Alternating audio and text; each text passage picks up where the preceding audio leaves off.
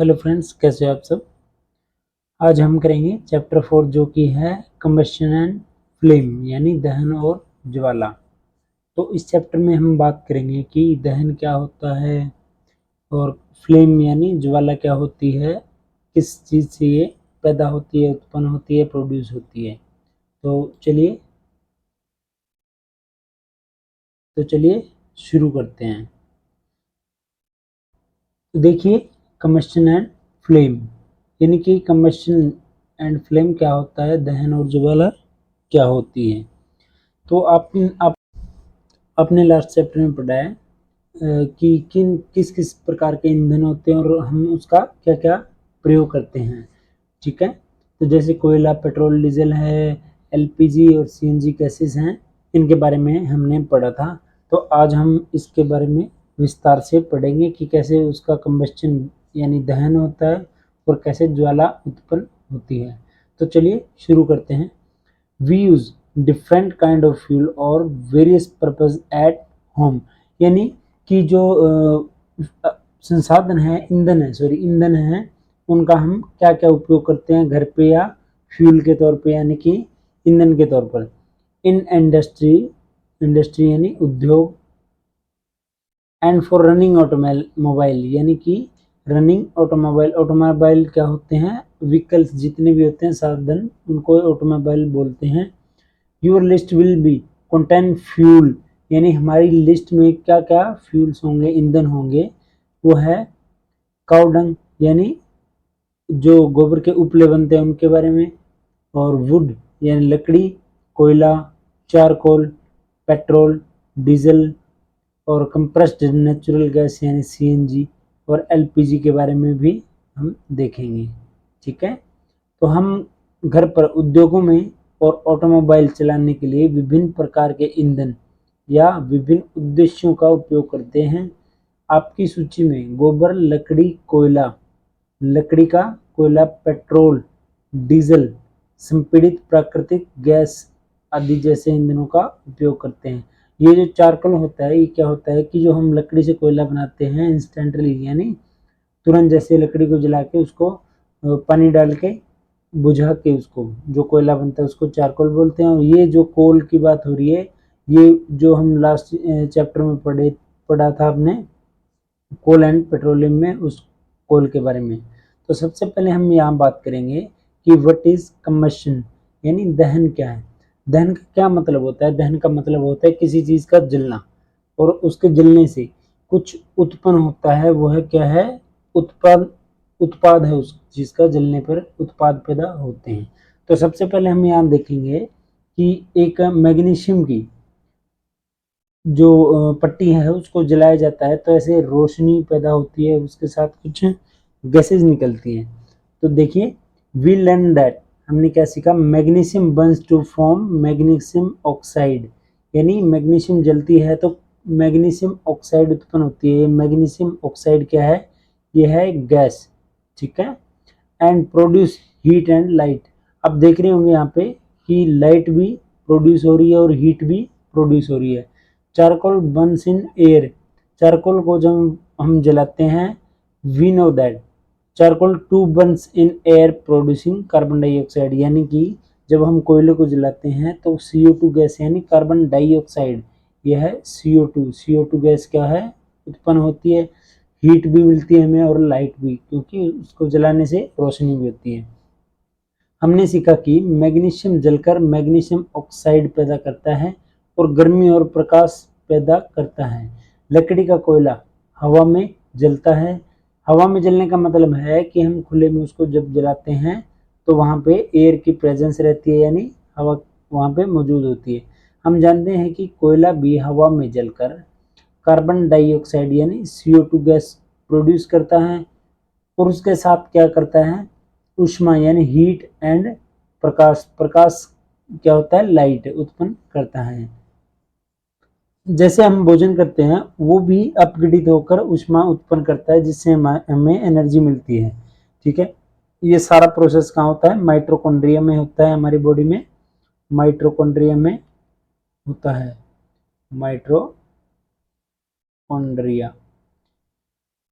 आगे हम बड़ी क्लासेस में सॉरी ए है यहाँ पे माइटोकॉन्ड्रिया। आगे बड़ी क्लासेस में हम माइटोकॉन्ड्रिया के बारे में बायोलॉजी में यानी जीव विज्ञान में पढ़ेंगे। तो ये हमारा क्या था, बर्निंग ऑफ मैग्नीशियम फॉइल यानी मैग्नीशियम पट्टी का जो जलाते हैं हम तो क्या उत्पन्न होता है उसके बारे में था। अब आगे देखिए, एक chemical process in which a substance, यानी यहाँ पे क्या बात हो रही है, यहाँ पे कंबस्शन की बात हो रही है। तो अब हम पढ़ेंगे कि कंबशन क्या होता है, दहन क्या होता है। एक chemical process in which a substance react with oxygen to give off heat is called combustion.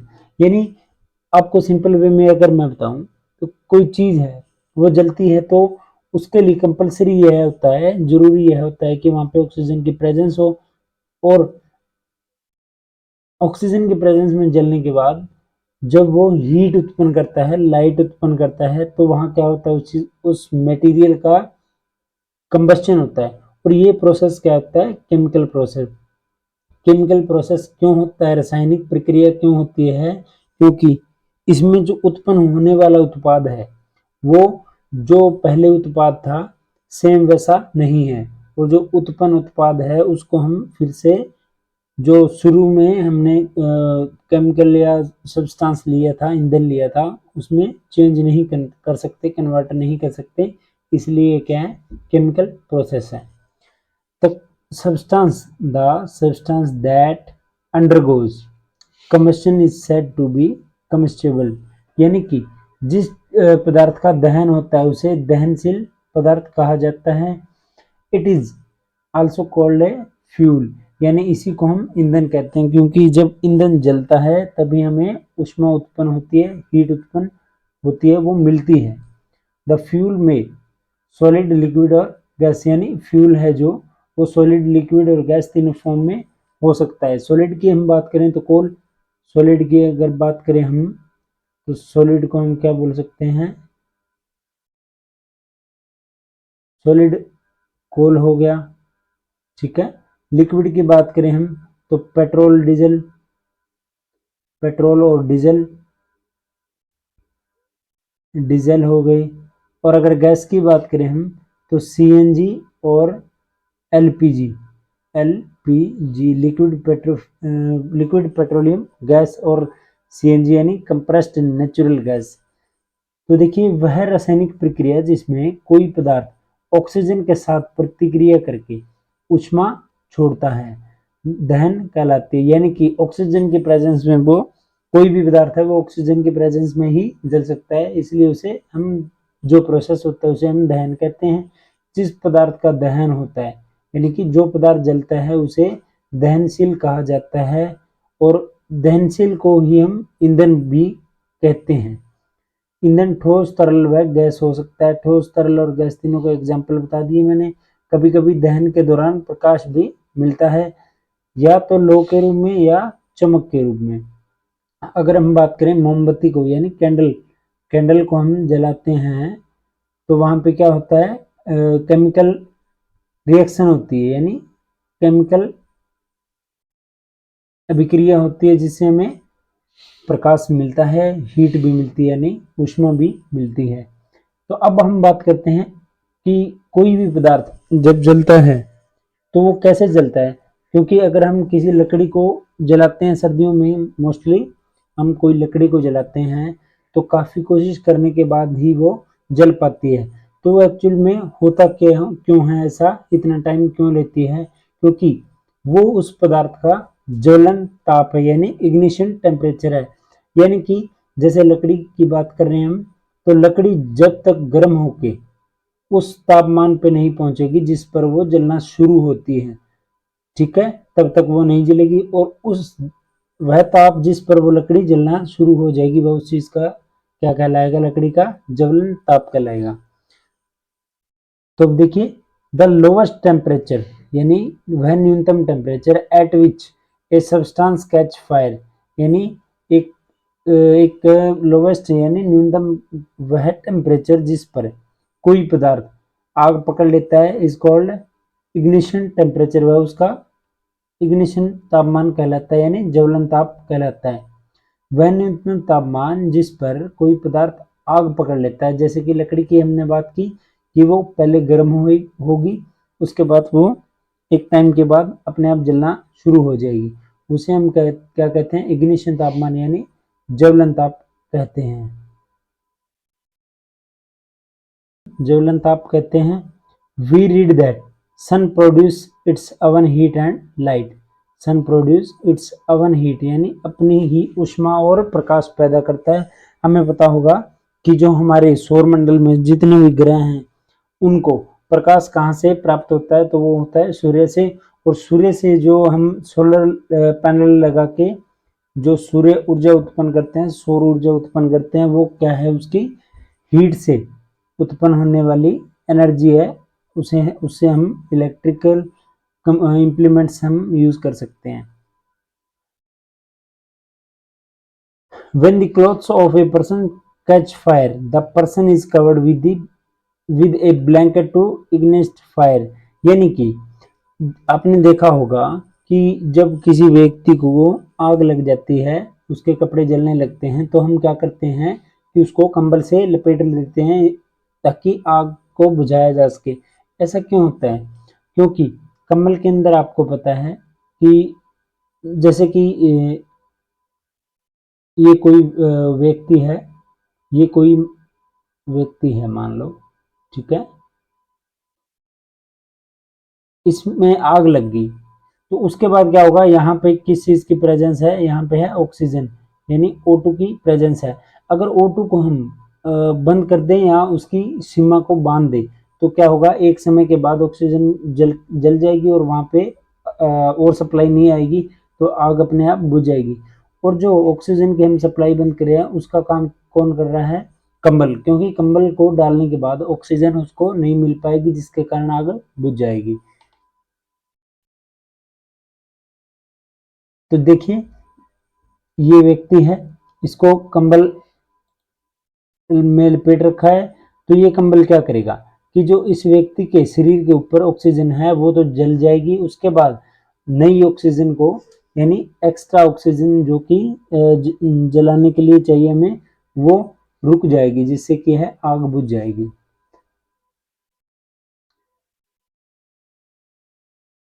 आपने कभी कभी देखा होगा कि जंगलों में आग लग जाती है, जैसे अमेज़न के जंगलों में, ऑस्ट्रेलिया में आग लग गई थी, काफ़ी टाइम पहले की बात है। तो उसका रीज़न क्या होता है? उसका रीज़न ये होता है कि वहाँ पे जो सूखी लकड़ियाँ, घास फूस जो भी है, जो ज्वलन ताप के नज़दीक पहुँच जाता है। किस वजह से? सूर्य के बढ़ते तापमान के कारण वो ज्वलन ताप पे पहुँच जाता है। उसके कारण क्या होता है कि अचानक उसमें आग लग जाती है, तो वही आग आगे बढ़ के विकराल रूप ले लेती है, जिसके कारण काफ़ी नुकसान भी होता है। तो यहाँ पे देखिए, हमें दिख रहा है यहाँ पे, यहाँ पे हमें देख सकते हैं कि ये जो है, ये क्या है, आग लगी हुई है और इसको बुझाने के लिए काफ़ी लोग आए हुए हैं। ठीक है, ये किसके कारण होता है? सनलाइट के कारण। During extreme heat of summer, यानी कि गर्मियों में बढ़ती हुई जो गर्मी है उसके कारण, at some places dry grass catch fire, यानी जो सूखी घास होती है वो क्या करती है, आग पकड़ लेती है। From the grass it spreads to trees, यानी घास से वो क्या है, बड़े पेड़ हैं उनको भी जलाने लग जाएगी। And very soon the whole forest is on fire, और पूरा जंगल देखते देखते ही पूरा जंगल क्या है, आग पकड़ लेता है। It is very difficult to control such fires, यानी इतने बड़े पैमाने पे आग लगने के बाद उसको कंट्रोल करना बहुत ही मुश्किल टास्क होता है। गर्मी की भीषण गर्मियों की भीषण गर्मी में कुछ स्थानों पर सूखी घास में आग लग जाती है, घास से पेड़ों तक फैल जाती है और जल्द ही पूरे जंगल में आग लग जाती है। ऐसी आग पर काबू पाना बहुत मुश्किल होता है, क्योंकि ये बड़े लेवल पे हो जाती है। अगर छोटे लेवल पे हो तो उसको जल्दी से हम बुझा सकते हैं, लेकिन ये कोई किलोमीटर के एरिए में फैल जाती है, जिसे हैंडल करना काफ़ी मुश्किल हो जाता है। If we continue heating the cup, अगर हम कोई कप को लगातार गर्म करते रहें, we can even boil water in the paper cup, यानी कि अगर कोई कप है उसको हम लगातार गर्म करते नहीं तो उस कप के अंदर हम पानी को भी उबाल सकते हैं, क्योंकि वो गर्म करने पर उसके अंदर हीट इतनी ज़्यादा आ जाएगी कि अगर अब जब हम उसमें पानी डालेंगे तो एक बार वो पानी भी उबलने लग जाएगा।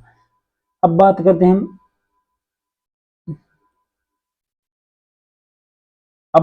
हैं हम फ्लेमेबल सब्सटेंसेस की, यानी कि जो ज्वलनशील पदार्थ है यानी जो जल सकते हैं उनके बारे में।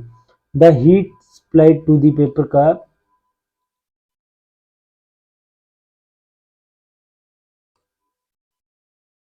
the heat supplied to the paper cup transferred to water by conduction, यानी कि कंडक्शन क्या होता है, संवहन होता है, संवहन संवहन, ठीक है। इसके बारे में हम आगे क्लासेज में पढ़ेंगे, बड़ी क्लासेज में। तो संवहन क्या होता है कि एक पदार्थ से दूसरे पदार्थ को गर्म किया जाता है, जैसे कि अगर किसी कप में हम चाय डाल देते हैं तो कप भी गर्म हो जाता है। यही कारण है कि वो उसमें क्या है, कंडक्शन हो रही है, कंडक्शन के द्वारा कप गर्म हो रहा है। So in the presence of water, यानी presence of water the ignition temperature of paper is not reached, यानी कि जो इग्निशन टेम्परेचर है, ज्वलन ताप है, वो वहां तक पहुंच नहीं पाता। Hence it does not burn, hence it does not burn. यहाँ पे बर्न किस चीज के बारे में हम बात कर रहे हैं, यहाँ पे हम बात कर रहे हैं कप के बारे में, यानी कि कोई जैसे गिलास गर्म है, स्टील का गिलास है आपके पास, वो पूरा गर्म है। अगर उस गिलास को, मान लो ये आपके पास गिलास है, ये गिलास आपने पूरा गर्म कर दिया, ठीक है, और उसके अंदर एकदम से आपने इसमें ठंडा पानी डाल दिया, वो ठंडा पानी धीरे धीरे गर्म हो जाएगा और जो गिलास है उसका तापमान कम हो जाएगा, क्योंकि जो गिलास का तापमान है वो पानी के द्वारा अवशोषित कर लिया जाता है, यानी पानी भी गर्म हो जाएगा, जिससे कि जो ग्लास का टेम्परेचर है वो क्या है, कम हो जाएगा। The substance which have very low ignition temperature and can easily catch the fire with a flame is called inflammable substance. उन्हें क्या कहते हैं, इनफ्लेमेबल सब्सटेंस, यानी कि ज्वलनशील पदार्थ। आपने देखा होगा कि पेट्रोल पंप है या पेट्रोल जो ट्रांसपोर्ट करती है गाड़ियां, उनके ऊपर क्या फ्लेमेबल सब्सटेंस कहते हैं लिखा होता है, इनफ्लेमेबल यानी ज्वलनशील पदार्थ होता है उसके अंदर। वो क्यों लिखा होता है, क्यों जो पेट्रोल और डीजल है वो निम्न ताप पे भी जल सकते हैं, यानी कि अगर उनको थोड़ी सी चिंगारी भी मिल गई तो वो जलने लग जाएंगे। तो वो क्या है, इनफ्लेमेबल सब्सटेंसेस हैं, यानी ज्वलनशील पदार्थ हैं, उन्हें हमें केयर से हैंडल करना पड़ता है। पेपर कप को आपूर्ति की गई गर्मी चालन द्वारा पानी में उपस्थित पेपर कप को आपूर्ति की गई गर्मी चालन द्वारा पानी में स्थानांतरित हो जाती है, जैसे मैंने गिलास का एग्जाम्पल दिया। इसलिए पानी की उपस्थिति में कागज का ज्वलन तापमान नहीं पहुंच पाता, यानी कि उसका जो टेम्परेचर है वो क्या है, धीरे धीरे ठंडा हो जाएगा, यानी कम हो जाएगा, अतः वह जलता नहीं है। लेकिन हमने तो स्टील के गिलास की बात करी थी, यहाँ पे बात कर रहा है जो पेपर का कप होते हैं, चाय पीने वाले कप होते हैं, उनकी बात कर रहे हैं।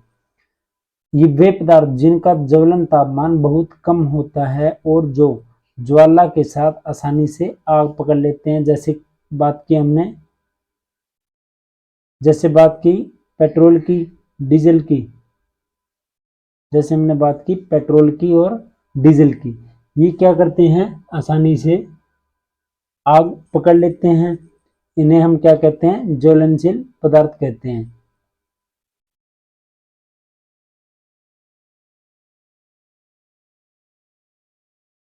इन्हें हम क्या कहते हैं, ज्वलनशील पदार्थ कहते हैं। अब आगे देखिए ये क्या है, फायरमैन है जो क्या कर रहा है, आग को बुझाने की कोशिश कर रहा है। ये क्या है, आग है लगी हुई है यहाँ पे बिल्डिंग में, घर में, और ये जो क्या है, ये क्या है, दमकल कर्मचारी है, यानी फायरमैन है, इस आग को बुझाने की कोशिश कर रहे हैं। आपको पता होगा कि जो दमकल की जो गाड़ियां होती हैं उनमें हम CO2 गैस का उपयोग करते हैं। और अगर हम बात करेंगे कि जो इनफ्लेमेबल सब्सटेंसेस की यानी ज्वलनशील पदार्थों की बात करें, ज्वलनशील पदार्थ,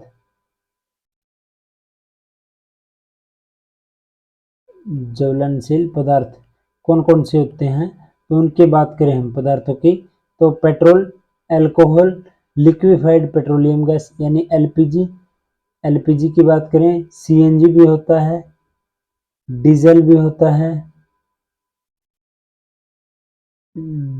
होता है, और केरोसिन